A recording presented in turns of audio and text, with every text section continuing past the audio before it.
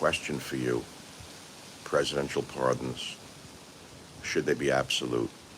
I mean, Joe pardoned Hunter. We all know by what we saw with our own eyes that there was money funneled. Son was the bag man for the old man, for the big guy. I mean, you read Miranda Devine's work, for God's sakes. But the question is, do we want to argue about this? A president has this absolute power.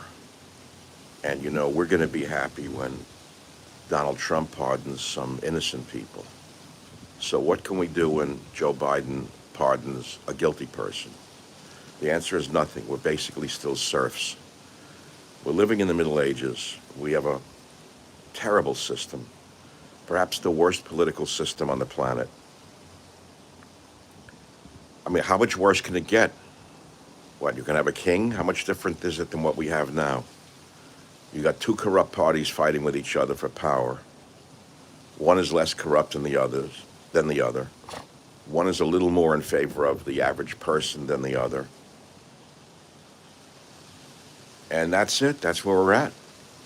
It's fundamentally an oligarchy. We complain all day long, all year after year, for 4 years about how bad the party is. And then we elect another party and they don't give us what we want anyway, and we complain about it again.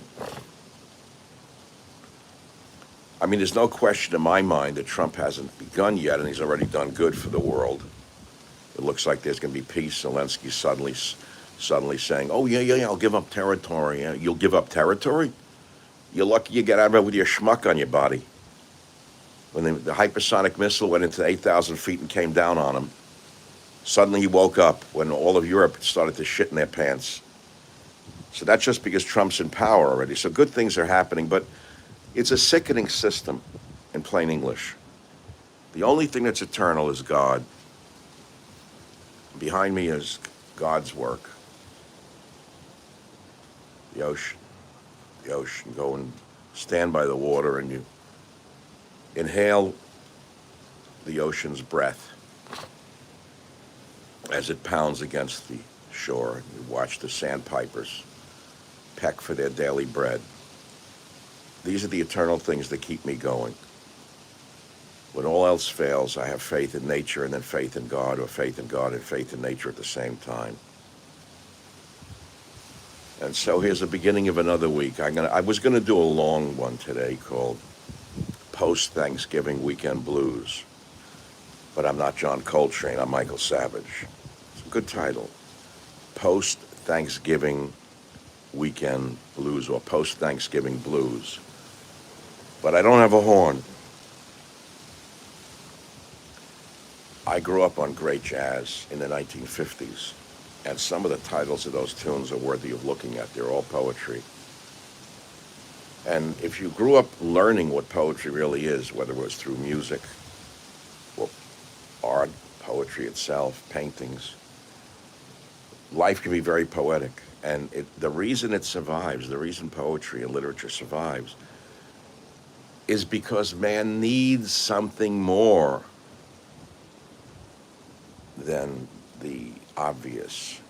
I don't want to sound mundane to you, but we need something much more than the obvious. I'm trying to show you the beauty out there, but in the trees I hear the doves.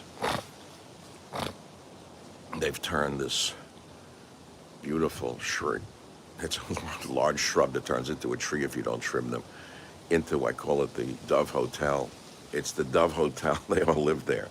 The rent is very low. It's a pleasure to watch them at the bird feeders and hear God talking to us through the sea, breathe the air. It's a big week coming up. What is today? Monday. I'm still in South Florida. I can't wait to get home to gloomy, horrible, moody Northern California. I don't know. There's something about moody, gloomy Northern California that I love. It's why I've adapted so well to it, why I stay there. It's kind of gloomy and dark in the winter and wet, but so what? And the people are morbidly silent in Northern California. They're all so cool, there's no humanity. It's like a cold place. I mean, in South Florida, you got a lot of Jews, Italians, even people who are not ethnically talkative will communicate more down here on the East Coast than the creeps in Northern California. I mean, they're creepy. Fundamentally, Northern California is filled with creeps. I don't know what it is. I really don't know what does it. They don't bother me, though. Basically, people don't bother me there. I mean, I go to Sausalito, I walk around the boats, whatever. I have a few friends here and there. I got my places, my haunts, the few restaurants I like to go into to eat alone. It's my home, you know what I'm saying? And home is a different kind of place. And I'm going to go home maybe, this week for sure. So what do we got to look forward to in the post-Thanksgiving blues era? The turkey's finished. What's next? Oh, yes, now it's the Christmas holiday, the shopping frenzy. If you've studied anthropology and you've been fortunate enough to study New Guinea,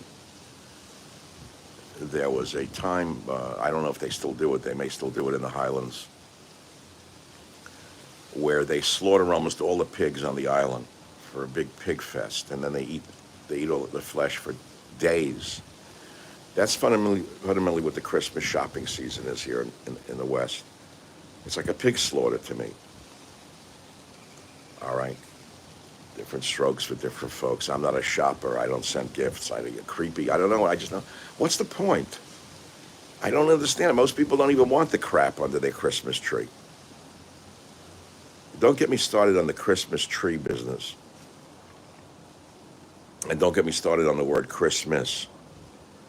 How it became Xmas, and I got mad even as a kid, and I'm Jewish. I used to get angry when I saw Xmas.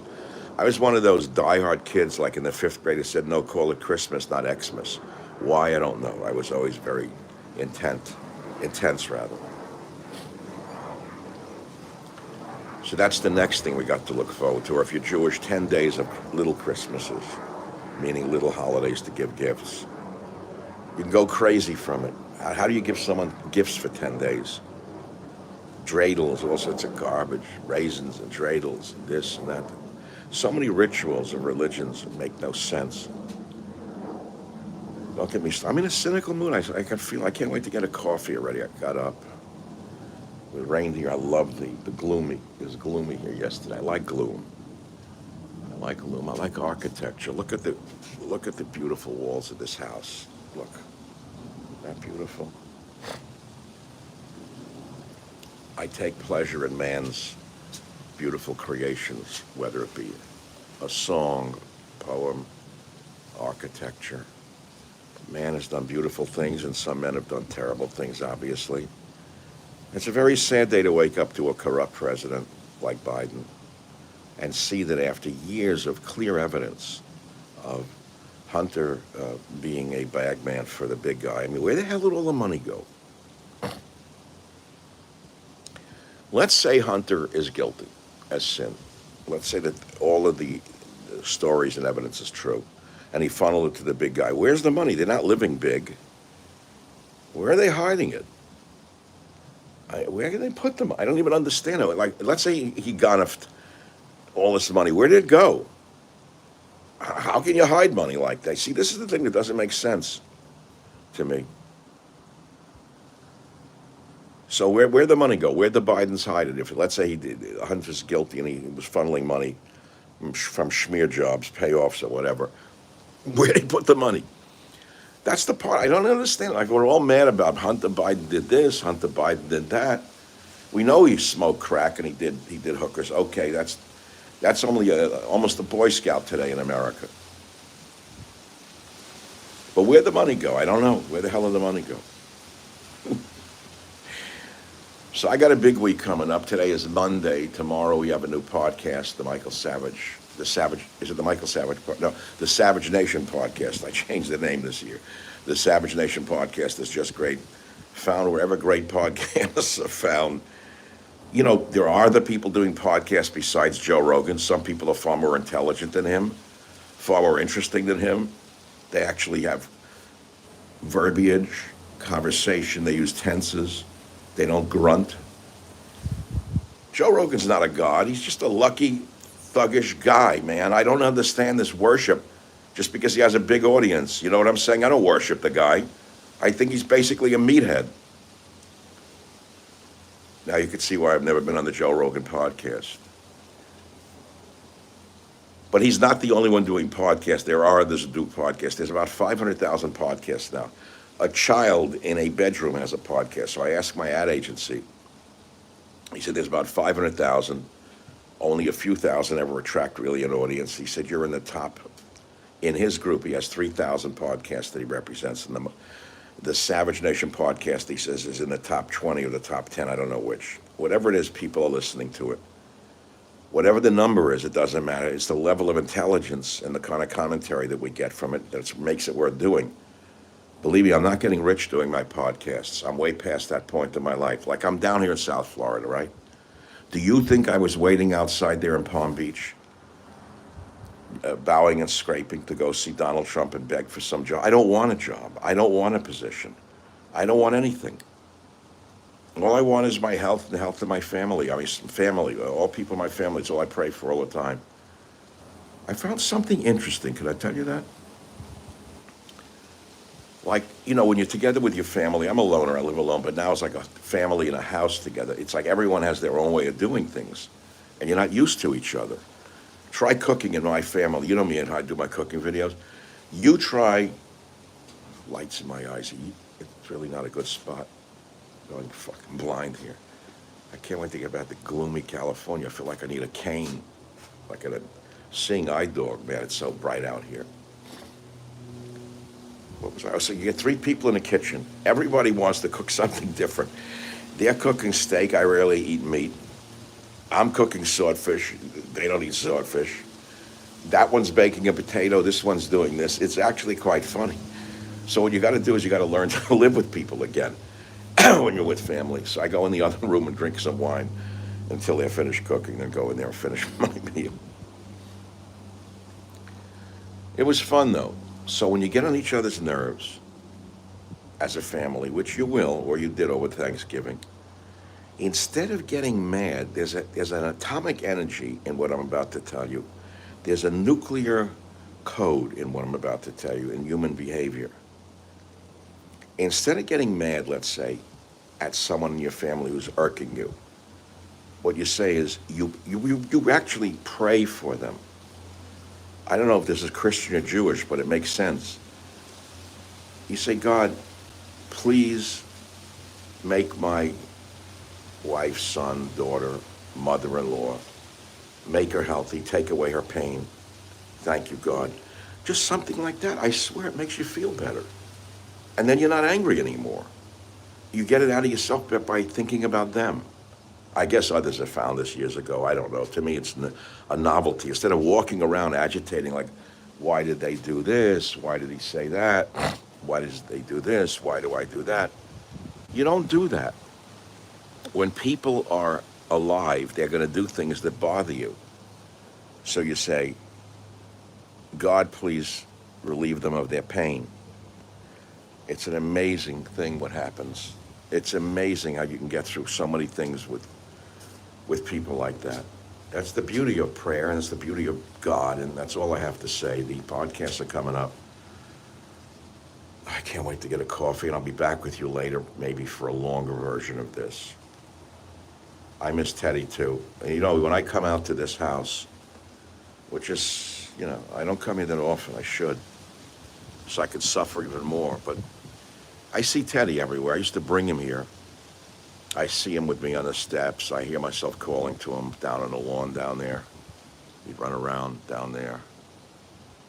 I'd look down and say, Teddy, and he'd look up, the little character. I'm not getting another dog. I just don't want to go through this again. My son asked me, how many dogs have you had in your life? Actually, I had to add them all up. Tippy, the one who bit me down to the bone, rushed to Monticello Hospital, blood spurting, bone looked like a lamb chop by the time they got me there. The father coming up from New York to judge whether to have the dog euthanized or not when he wanted to find out why Tippy bit me. Once I told him that I'd ground his bone into the ground. I was a kid, a mischievous kid. It was a hot summer day in Springland, New York. So my father, in his judicious manner, said, the dog shall live. I thought he was going to say, you should be euthanized for grinding his bone. And nobody even said, the dog shall live. He will not be killed. Because you schmuck, who told you to grind his bone into the sand? What do you think he was going to do? He was a part chow. The dog was an animal. Of course he bit you. So, like, I felt bad, man. I didn't want the dog killed, but, like, punish him a little for biting his son. It was like Abraham and Isaac again. It wasn't bad enough the bronzes with the cyanide. I was inhaling, like, toxic fumes. So now the dog bit me and I was guilty. I mean, great. But you survive it. Made me stronger. Yeah, right, made me stronger. It really made me stronger, sure. Love? No, there was no love in that family. Don't get me started on it. I wasn't raised on love. I was raised on ridicule, sarcasm, anger, put-downs, the old way.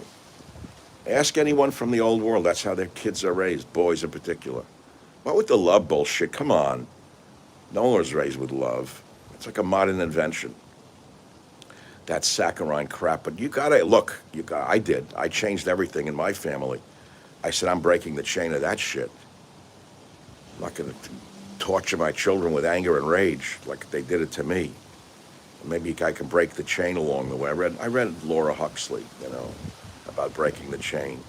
And I tried my best, man, but you don't succeed. No matter how you try to be a good father, you're going to fuck up. No matter how you try to be a good person, you're going to fuck up. Pardon me for cursing. No matter what you do on this earth, you're going to make so many mistakes. All you could do is pray for yourself at a certain point. Like I said, pray for others in their family. Like, please, God, not forgive them. It's not forgive them. Please, God, relieve them of their pain. But what if you said that about yourself? Like, please, God, relieve me of my pain. Relieve me of my pain. I'm not a bad person. I'm a human being trying my best, right? So this is post-Thanksgiving blues, my little sermon for the morning. I just wanted to say good morning and show you the beauty of nature. So now people get mad at me. How dare you have a house like that? Who do you think you are? You took it from me. You didn't work since you're 6 years old. No, I didn't do it, honey. You did it. You gave me this. I took it from somebody. No, it's here. It's God's will. It's God's will. That's all there is to it. And I thank you for indulging me. So the podcast comes up tomorrow. The Savage Nation podcast. Then what else do I do? By the way, I've been on Newsmax a lot because most normal people didn't want to be on TV. They're normal, like the guys like me who go on for 2-3 minutes of fame twice a week. I'm on twice a week. I'm on Mondays on the Higbee Show, Thursdays on Rob Schmidt Show. But like this weekend, I did a lot of extra shows because most normal people, were with family. But since I'm not a normal person, I take what I can get right now. So I was on. So like yesterday, I was on with Lydia on Newsmax TV, and they played something interesting. I got to tell you this. You got to find this replay. They showed Patel, the guy who's going to be the FBI director, if he gets confirmed, which I doubt he will be.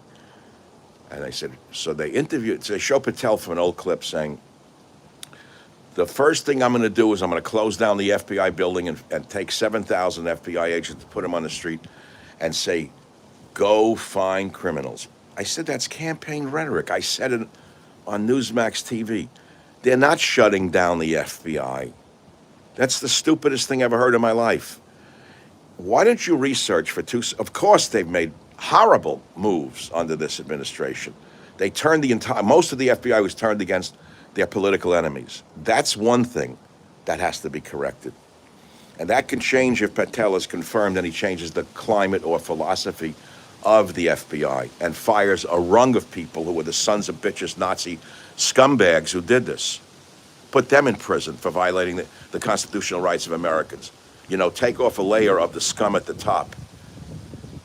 But if you look down, you're telling me every FBI agent is bad and anti-American? Absolutely not, number one. But besides this rhetoric about the climate of the FBI and how it has to be changed, and it will be whether it's Patel or someone else, look at all the other things that the FBI does that will come to a halt if you close down the FBI building. Counterfeiting. Who's going to look after the counterfeiting dollars? Nobody. They have the best forensics department in the entire world. You're going to close that down too because you don't like the scumbags that Joe Biden put at the top of the FBI. So you got to watch out with the rhetoric. That's what I'm trying to say to you. We're hearing a lot of campaign rhetoric that's coming home now, and people are starting to say, well, they're not going to do it all. Of course they're not going to do it all. First of all, they can't, number one. And number two, they shouldn't. Number two, they shouldn't. You can't fire everybody in an agency. That's better inside me. I can't wait to get a call. You can't fire everybody in the agency. Okay, folks, I'm done for the day. I'll show you what I'm reading now. Would you like to see my reading material on the trip? Let's see. First of all, I'm reading the trilogy. Slow going. I love this show. Greatest show ever made in history. No, it's really one of the great TV shows. Bought the new magazines. World at War, Italian campaign, warships, and UK warships underwater, navies go big in Japan, power motor yacht.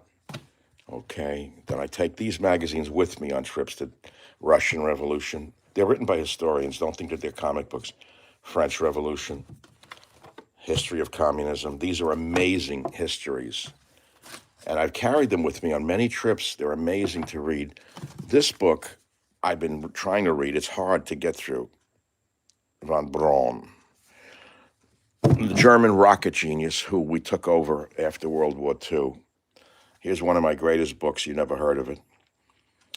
There's a reason I brought it here. Somebody important in the government wants to see this book. Or if not, I guess Trump could make me the spiritual head of the Trump administration. I could be the official priest of a rabbi. I don't know. Here's a picture I want to show you. Look at this beautiful picture. That's actually me. Look how good looking I was. Look what happens to a man. My beautiful family on one of my trips when I was a lecturer. I would do these trips as a lecturer, and I'd get free passage first class for the whole family. And I would do lectures on anthropology and ethnobotany in the South Seas. The children loved it. We took them out of school. Because I had remember reading, and it turned out to be true, it turned out to be true, that if you take your child out of school on a learning venture, and, they take their lessons with them, or they even keep a journal, they'll learn more than they would in, a stodgy classroom, which they did. Both of them are wonderful, brilliant children.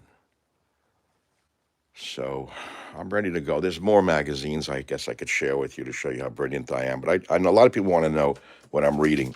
This is amazing, this one. Napoleonic Wars.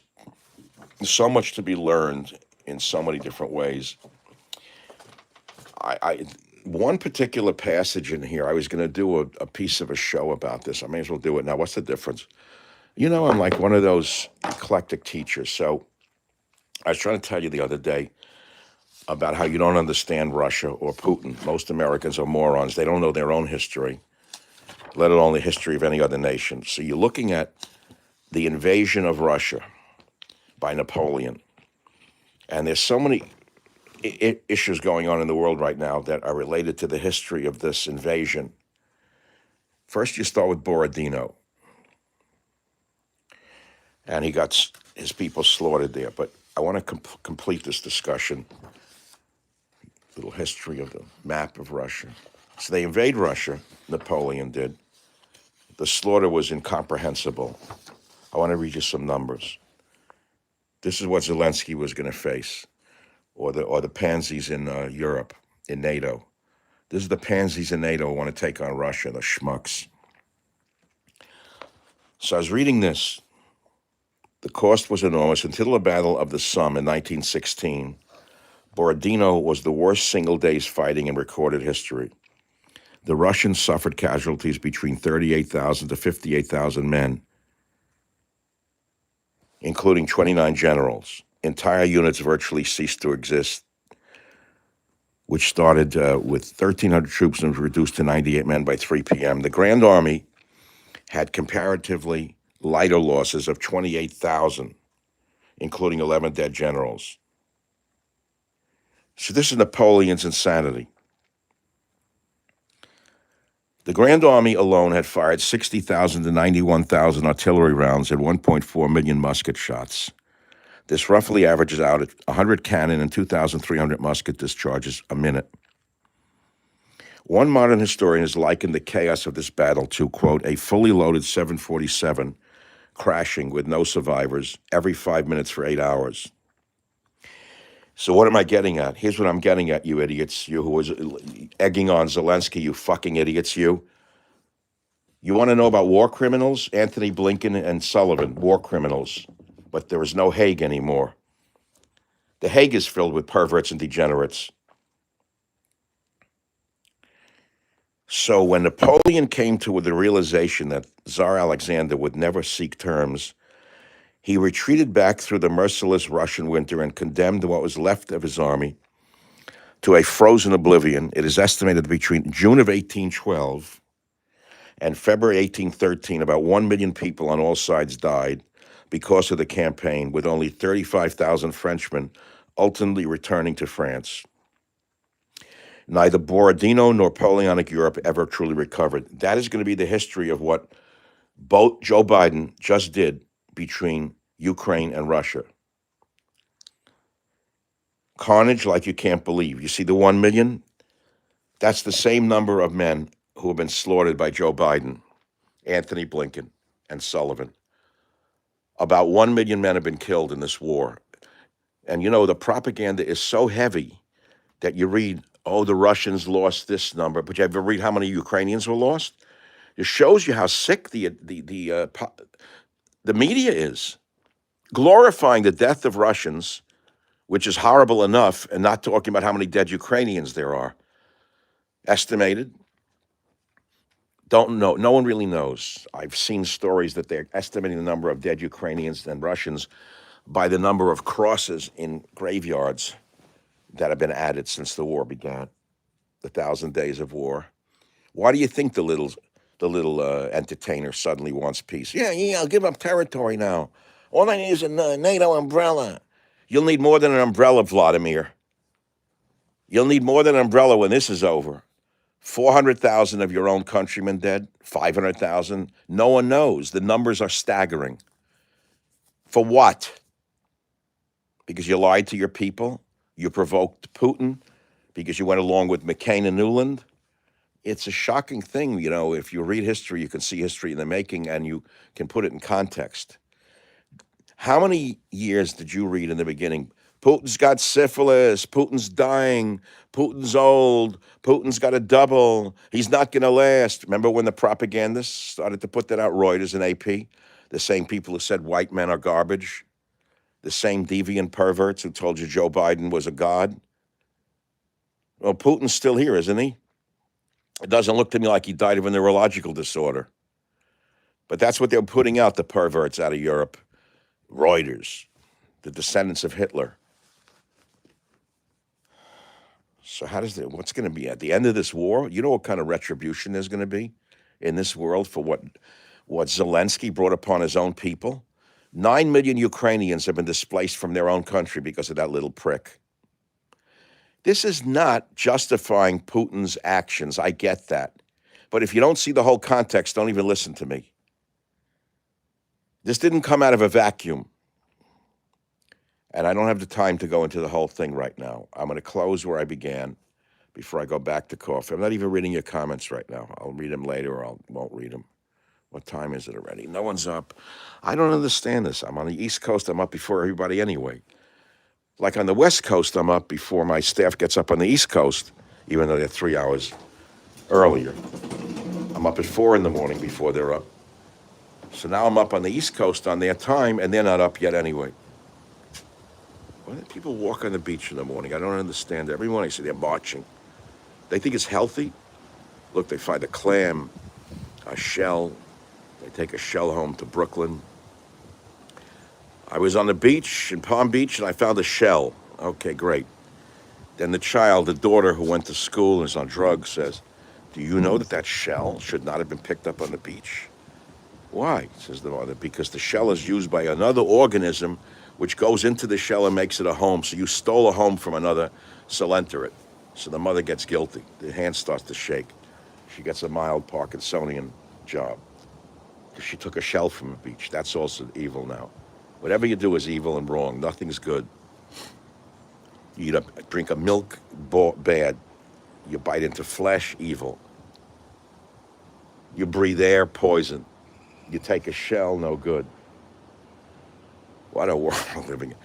Everything is not only upside down, it's insanity. Lucky you have men like me around from another time who know what's what, who's who, and how's how. Thank you for being with me. I gotta go. I gotta have my coffee. If God's good to me, I'll come back.